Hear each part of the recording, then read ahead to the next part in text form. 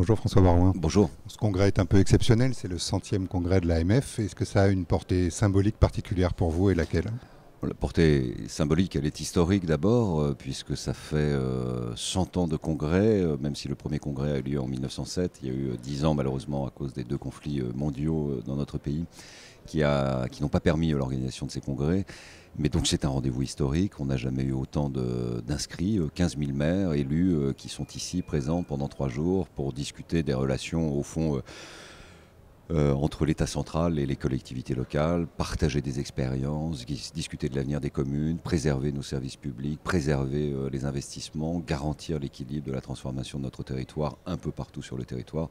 Ce sont ces enjeux, c'est aussi un moment de partage, c'est vraiment un moment également de convivialité au sens le plus élevé du terme, puisque les maires, quel que soit leur engagement politique, et c'est la force d'ailleurs de l'Association des maires de France, on est capable de laisser au vestiaire nos engagements partisans, et quels que soient nos engagements militants, on se retrouve autour de la table, on essaie d'imaginer les meilleures des solutions et on essaye de travailler en plaçant l'intérêt supérieur de notre territoire au-dessus de ces engagements partisans. Et ce centenaire marque finalement quelque part la longévité assez exceptionnelle de ce qu'est l'institution communale. À l'instant, la commune en elle-même est une fille de la Révolution, puisque l'appellation commune a été le regroupement des bourgs, des faubourgs, des paroisses, des lieux-dits, des bassins de vie. C'est comme cela que ces 36 000 communes sont venues jusqu'à nous. Ça montre effectivement la permanence de la solidité de l'attachement communal. Vous savez, quand on interroge les Français, on leur demande mais au fond c'est quoi la commune pour vous? Et ils répondent c'est la petite patrie. Il y a la grande patrie qui est la République française depuis 1789 et il y a la petite patrie qui est la commune et qui elle au fond brasse, forge par des territoires, par un patrimoine, par des habitudes, par un tempérament, par une géographie, par un climat, une attitude, une appartenance, un attachement, un enracinement. Et c'est cet enracinement qu'il faut coûte que coûte préserver. Alors, de ce que vous ressentez, quel est l'état d'esprit des maires au début de ce 100e congrès et puis quel est le vôtre? L'état d'esprit des maires est très préoccupé parce que les mesures qui sont annoncées depuis plusieurs mois, mais en réalité la politique qui est portée depuis 7 ans, et j'y prends ma part puisque j'étais le ministre du Budget qui le premier a engagé ce gel des dotations de l'État aux collectivités locales. Je rappelle qu'à l'époque on était en pleine crise financière et que nos déficits avaient explosé, mais au fond c'est l'inscription dans la durée de cette politique depuis 7 ans qui fait qu'aujourd'hui les efforts ont été produits, les sources d'économie ont été trouvées, les gisements ont été explorés, la mutualisation est en marche, si j'ose dire, depuis plusieurs années maintenant. Et nous sommes à l'os dans beaucoup de communes, à l'os pour le financement des services publics de proximité auxquels les Français sont attachés. Nous sommes à l'os évidemment sur l'incertitude très forte et très sombre qui pèse sur l'avenir des investissements, c'est-à-dire tout simplement la capacité de développer les territoires. Et il faut d'urgence corriger le tir, changer évidemment l'angle de la discussion et prendre bien la mesure que si on poursuit en augmentant, ce qui est le cas aujourd'hui dans les propositions actuelles du gouvernement, la charge de l'effort qui est demandé aux collectivités locales et la restriction de l'investissement ainsi que l'encadrement de la règle d'or, ça crée des conditions plus qu'incertaines. Ça peut créer des conditions de remise en cause du principe même de la décentralisation. Et je rappelle que la décentralisation depuis 1982, c'est pas que la libre administration des collectivités territoriales, même si c'est important, c'est une liberté. L'aspiration des territoires est à plus d'autonomie, plus de liberté, plus de décentralisation, pas à plus de recentralisation, pas à plus de mise en coupe réglée, pas à plus de on met une cloche et puis maintenant l'État va continuer comme avant et les communes, elles, vont continuer à serrer la ceinture. Mais vous avez d'ailleurs déclaré plusieurs fois ces derniers mois que le lien de confiance entre le gouvernement et les collectivités était, sinon rompu, du moins assez fragilisé. Est-ce que vous espérez que les choses vont peut-être changer avec la venue du Premier ministre et du Président de la Oui, République? Vous attendez un geste? et c'est dommage puisque dès la mise en place de la nouvelle majorité, le Président de la République a repris l'idée que nous portions à l'AMF depuis plusieurs années, parce qu'on a beaucoup souffert sous le précédent quinquennat et notamment les 3 dernières années, de cette idée d'une conférence nationale des territoires. Donc on a accueilli avec intérêt cette mise en place, de même qu'on a accueilli avec intérêt l'annonce par le ministre de l'Éducation nationale de rouvrir le jeu sur les rythmes scolaires qui nous avait fait beaucoup souffrir. Donc on était plutôt partant, positif et vraiment très impatient même d'être autour de la table de l'État pour écrire l'histoire sur les 5 années qui viennent, qui est la durée de vie du mandat présidentiel et de cette nouvelle législature.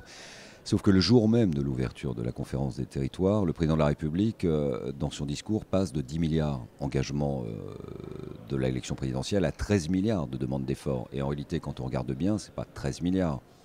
On va passer à 20 ou 21 milliards. de suppression de dotation. C'est-à-dire que c'est juste inenvisageable d'aller à ce niveau d'effort après les efforts qui ont été produits. Je rappelle que la part des collectivités locales au cours de ces 3 dernières années a baissé dans la dette nationale quand celle de l'État a augmenté. C'est-à-dire ceux qui ont fait les efforts, c'est nous, et l'État, lui, a continué de vivre sur la bête. Deuxième élément, à la sortie de la conférence des territoires, on nous annonce un surgel spécifiquement sur la DETR, les contrats ruralité, la politique de la ville. À la sortie de l'été, il y a l'affaire des emplois aidés. Le débat n'est pas pour ou contre les emplois aidés, même s'il y a eu l'honnêteté de reconnaître que quand on est sur le terrain, c'est le dernier levier d'insertion pour toute une catégorie de population qui, s'ils n'ont pas les emplois aidés, seront de toute façon pris en charge par la solidarité nationale puisqu'ils seront au RSA. Donc il y a une population qui ne peut pas imaginer s'insérer sans avoir un accompagnement de la part de l'État sur le plan budgétaire, ce sont les emplois aidés. C'est d'ailleurs si vrai que le président de la République souhaite restaurer les emplois francs dans les villes. Mais nous sortons de 3 ans où l'État, par la voix de ses préfets, a demandé matin, midi et soir aux maires et aux associations d'embaucher à qui mieux mieux des emplois aidés, notamment pour accompagner l'aménagement des rythmes scolaires que nous ne voulions pas. Et sans autre forme de procès à la sortie de l'été, on nous annonce que la plupart de ces emplois sont supprimés. Que se passe-t-il? C'est un désastre social, d'une certaine manière, c'est un drame humain. On a reçu dans nos bureaux des gens qui pleuraient, donc on les a pris dans des contrats temporaires. Mais il aurait mieux valu glisser pendant 6 mois et puis ensuite se remettre autour de la table et discuter sur ces emplois aidés. Après, il y a eu l'affaire du logement social. Donc là, c'est une mesure qui met en cause tout simplement l'équilibre budgétaire d'un certain nombre d'offices publics de l'habitat. Et j'ajoute que les collectivités locales que nous représentons garantissent par leurs emprunts un stock de dette de l'ordre de 130 milliards et on n'a pas de garantie sur les garanties. Et enfin, on a toute la problématique autour de la taxe d'habitation qui nous supprime une dernière ressource propre dynamique. Donc vous voyez que malheureusement les nuages sont sombres, ils sont accumulés et l'objectif de ce congrès, c'est au fond de permettre au président de la République de reprendre la main, de fixer un cap, d'entendre le message et puis de se projeter vers quelque chose qui sera un partenariat loyal et responsable. Dernière question, vous briguez un nouveau mandat à la présidence de l'AMF. Comment est-ce que vous voyez les années à venir, l'AMF des années à venir, l'AMF du 21e siècle? D'abord, l'AMF est une institution magnifique et qui traverse les temps. Elle puise sa force dans 2 idées simples. La première, c'est que toutes les communes, de Paris jusqu'à la plus petite, sont membres de l'AMF. La deuxième, c'est que nous avons tous les courants de pensée qui structurent la société française sur le plan politique. Mais nous laissons au vestiaire nos engagements militants et on travaille ensemble au nom de l'intérêt général des communes, en face avec l'État, pour discuter et obtenir des avancées. Donc j'imagine ce nouveau mandat avec toute l'équipe d'une liste de très larges rassemblements. Il y aura des gens d'En Marche également qui n'existaient pas en 2014, mais qui incarnent un courant de pensée politique fort aujourd'hui en 2017, en responsabilité. Et ce que nous souhaitons, c'est plus d'autonomie, plus de liberté, plus de décentralisation et l'arrêt de cette politique strictement budgétaire qui ne tient pas compte de la nécessaire protection des services publics de proximité, de la nécessaire préservation des investissements pour développer le territoire. C'est l'enjeu de la transformation du pays que porte le président de la République. Cette transformation se fera avec les communes, ne peut pas se faire sans et encore moins contre. Merci beaucoup. Merci.